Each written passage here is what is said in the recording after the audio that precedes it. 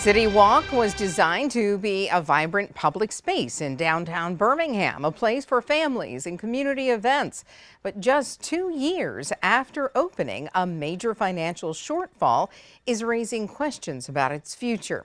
We want to hear from you. How often do you visit City Walk? Scan the QR code to vote right now. Here's the I-Team's Valerie Bell digging into the numbers and the search for solutions.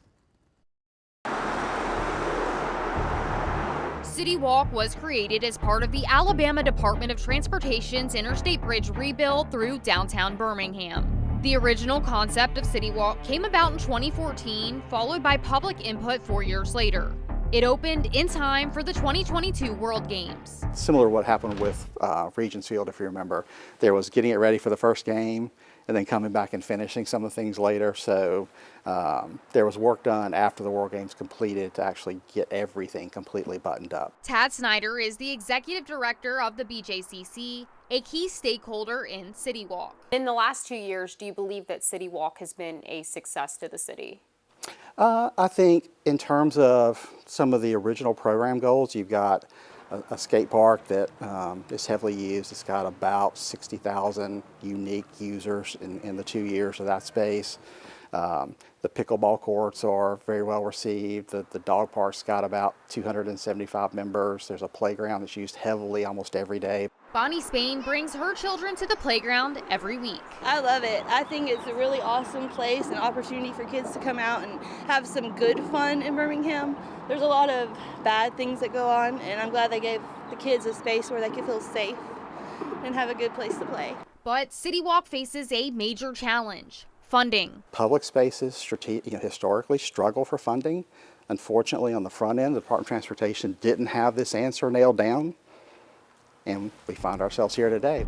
ALDOT says in a statement it funded the construction of City Walk and pays to maintain the ground lighting, bridge lighting, and all parts of the Interstate Bridge I-59 in downtown Birmingham. The statement goes on to say the BJCC in 2021 entered an agreement with ALDOT to manage, maintain, and operate City Walk. ALDOT provided initial funding for startup and ongoing operations, capped by mutual agreement at $4 million. Adding, it was always contemplated that City Walk would generate significant revenue to fund operations and maintenance. Now facing shortfalls in annual cost, local officials and ALDOT are engaged in ongoing discussions, and we look forward to exploring all options, including how City Walk can be more self-sufficient. Snyder says the BJCC never agreed to cover City Walk's operating cost. There's also language in the agreement that says the party that's specifically the Birmingham Jefferson Civic Center Authority is not expected under any circumstances or language in the agreement to have to fund the operating deficits of City Walk either. So there's a disconnect there, and that's what's got to be resolved right now. City Walk covers 31 acres, 1.5 times the size of Railroad Park, stretching 10 city blocks. Snyder says the cost falls in line with other public spaces. How much does it cost monthly to maintain City Walk? Yeah, so it's somewhere monthly, I'm going to say in the $115,000, $120,000 range. That is anywhere from $1,380,000 to $1,440,000 a year. Snyder breaks that down for us. General liability insurance, $275,000. Landscape maintenance contract, $210,000. Utilities such as power and water and a security camera system, $280,000 to $290,000. Security is $600,000.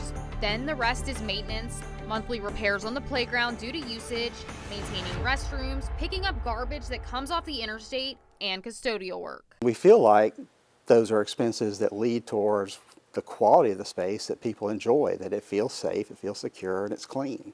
But all that takes people and money. Snyder says the BJCC is a partner because City Walk is a great asset to the area, noting several events have been a success. Are these events generating any money for City Walk? Yeah, so it depends on which ones they are. So Main Street is it's essentially an extension of the convention that was here.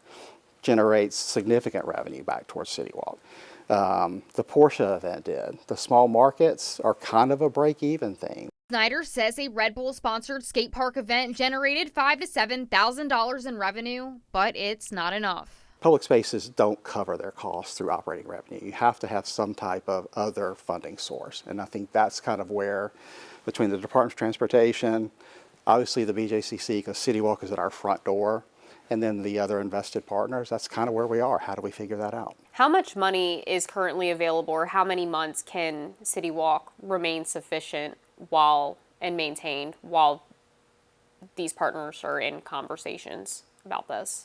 Yeah, I mean, I don't think there's a clear answer to that today. I mean, obviously the BJCC has been funding those expenses, but that's not something we can do in perpetuity. But at the same time, nobody wants to see City Walk closed. In Birmingham, Valerie Bell, ABC 3340 News.